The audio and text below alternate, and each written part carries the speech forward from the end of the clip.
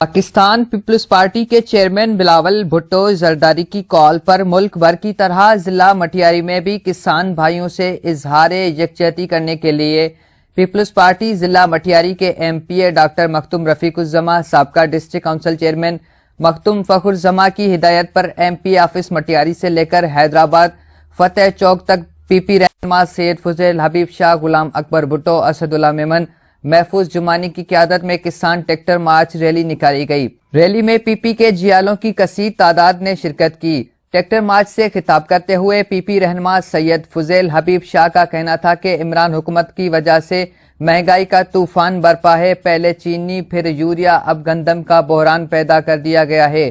موجودہ حکومت ہر چیز چٹ کر رہی ہے۔ آج ہم بلاول بھٹو زرداری کی ہدایت پر سڑکوں پر نکل کھڑے اپنے کسان بھائیوں کے ساتھ یکجہتی کا اظہار کر رہے ہیں۔ کیمرہ مین اسد اللہ میمن کے ساتھ علی فیضان، وش نیوز مٹیاری۔